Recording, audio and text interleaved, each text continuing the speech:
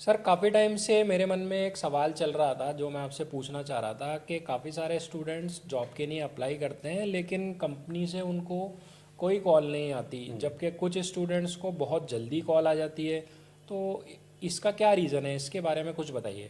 देखिए, जब भी आप किसी जॉब के लिए अप्लाई करते हैं तो सबसे पहले आप अपना रिज्यूमे भेजते हैं। बिल्कुल। तो जिस तरह से किसी कंट्री का अम्बेसडर किसी दूसरी कंट्री में जाता है, इसी तरीके से आपका रिज्यूमे भी किसी कंपनी के एचआर में जाता है। ठीक है। और अगर उस रिज्यूमे में गलतियां हैं तो आपका पहले ही रिजेक्शन हो जाता है, आपका इंटरव्यू कॉल ही नहीं आता। यानी कि रिज्यूमे रिप्रेजेंट करता है आपको। एग्जैक्टली। तो हम जैसे कहते हैं ना कि पीपल जज a book by its cover. Its cover. अब क्या होता है, कुछ बहुत ही कॉमन मिस्टेक्स हैं जो मैं खुद देखता हूँ और मेरे बहुत सारे एचआर में फ्रेंड्स हैं जो मुझे बताते हैं कि इतनी बड़ी बड़ी मिस्टेक्स होती हैं जिसकी वजह से वो उस कैंडिडेट को कॉल ही नहीं करते। कुछ चीज़ें मैं आपको बताता हूँ। जी ठीक है। बताइए। नंबर वन, कि बहुत सारे लोग जब रिज्यूमे भेजते हैं तो उसके अंदर उनका अपना नाम ही स्मॉल लेटर से, मैंने कई बार देखा है कि अपने नाम को ही आप कैपिटल में नहीं लिख रहे। सबको हमने बचपन में पढ़ा है कॉमन नाउन। जी। ठीक है ना। तो वो सब चीज़ें क्या होती हैं, प्रॉपर नाउन। Proper noun. तो जो किसी जगह का नाम है, किसी बंदे का नाम है, वो हमेशा कैपिटल में होना चाहिए। एटलीस्ट बंदे को इतना तो पता होना ही चाहिए। बिल्कुल। ठीक है। दूसरी जो मोस्ट कॉमन मिस्टेक्स है, फादर नेम के आगे लोग मिस्टर नहीं लगाते। जी। अगर आप अपने फादर की रिस्पेक्ट नहीं कर रहे, आप उनके नाम के आगे मिस्टर नहीं लगा रहे, तो बाकी लोग फिर उनकी कैसे रिस्पेक्ट करेंगे। तो एक ये नेगेटिव पॉइंट मुझे लगता है। ठीक है। उसके अलावा बहुत लोग फनी फोटोज लगाते हैं।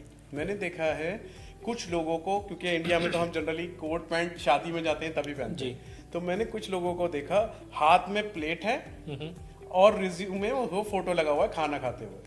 तो सर उसने शादी की फोटो अपने रिज्यूमे में लगा दी। शादी की फोटो लगा दी। और इवन एक फोटो तो मैंने ये देखा कि वो फोटो खिंचाया हुआ है और पीछे स्टेज है, वहां पर दुल्हन बैठी हुई है। ओके। ये तो मुझे तो यही पता नहीं लगा कि ये दुल्हन का रिज्यूम है या उसका अपना रिज्यूम है।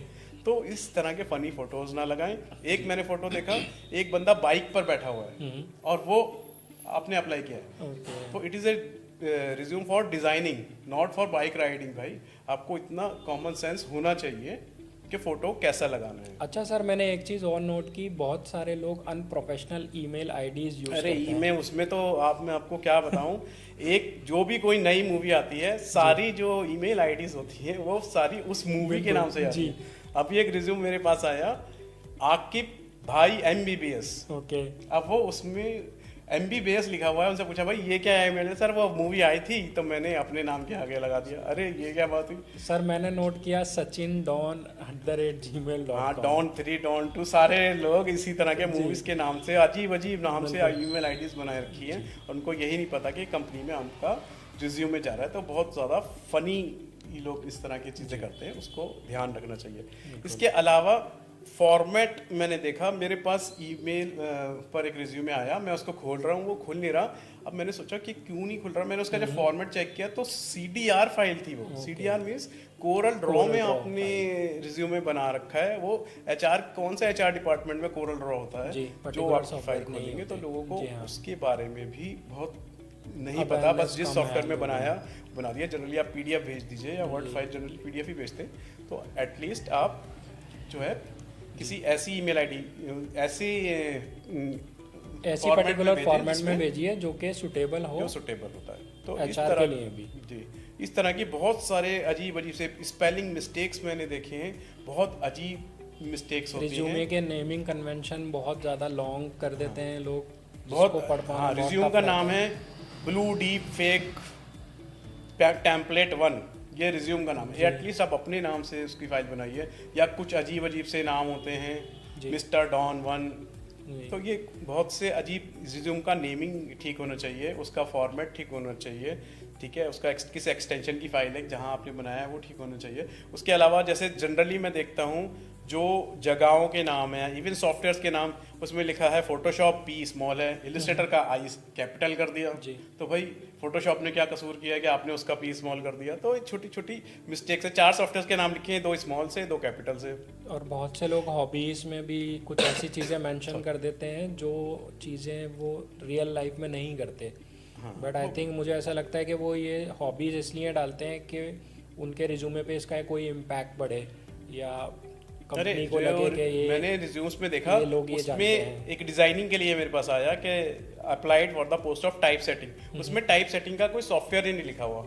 तो मैंने उनसे पूछा कि आपने इसमें कोई सॉफ्टवेयर तो डाला नहीं है, और तो उसने बोला सर वो तो मैंने अप्लाई किया था, ऑब्वियसली मुझे आते ही होंगे। तो ऐसा नहीं है, हॉबीज उन्होंने आर्ट डाल दी, सॉफ्टवेयर का नाम डाला नहीं है, तो वो एक अजीबो गरीब सा इम्पैक्ट जाता है कि किस चीज़ के लिए आप अप्लाई कर रहे हैं, एचआर को पता ही नहीं है। बिल्कुल। तो ऐसे बहुत सारे डिफरेंट प्रॉब्लम्स आती हैं। इवन कोई करावल नगर में रहता है तो करावल का केक स्मॉल है, नगर का एन स्मॉल है, फुल स्टॉप के पास स्पेस नहीं जा रही जी, कॉमे के बाद स्पेस नहीं है, बिल्कुल जम्बल डब होके जा रहा है, किसी में बहुत ही ज़्यादा इन्फॉर्मेशन डली हुई है, किसी का 4 लाइन का ही रिज्यूम है। जी। तो तो काफ़ी इन सब चीज़ों को बैलेंस करके अगर हमारे स्टूडेंट्स एक प्रॉपर रिज्यूमे तैयार करेंगे तो आई थिंक उनके सिलेक्शन के चांसेस बढ़ जाएंगे। ऑब्वियसली, तो इससे वो रिजेक्ट नहीं होंगे, और रिज्यूम में एक इम्प्रेसिव होना चाहिए, एक अच्छा डिज़ाइन होना चाहिए।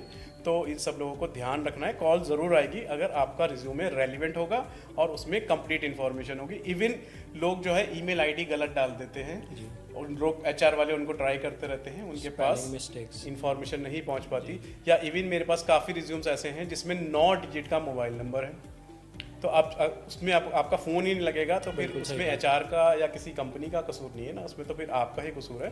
तो फर्स्ट ऑफ ऑल सारी चीज़ें चेक करें। एक बहुत फनी इंसिडेंस मैं आपको बताता हूँ।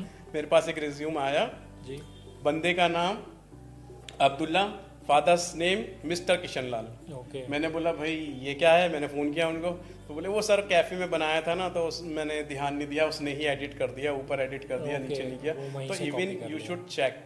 तो इतनी फ़नी मिस्टेक्स नहीं होनी चाहिए, तभी आपका कॉल नहीं आता। तो it is important, resume is very much important. तो रिज्यूम सबको अच्छे से बनाना है, चेक करना है, स्पेल चेक करना है, ठीक है। एक बार एक मेरे पास रिज्यूम आया जो 110 MB का था, ओके।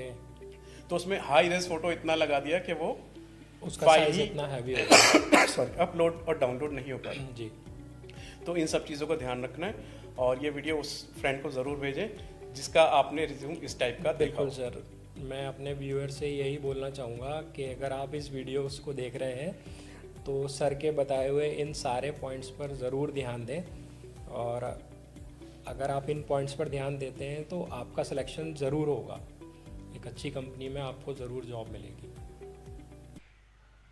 अगर वीडियो पसंद आया हो तो चैनल को सब्सक्राइब कर दें और अगला एपिसोड मिस मत कीजिए।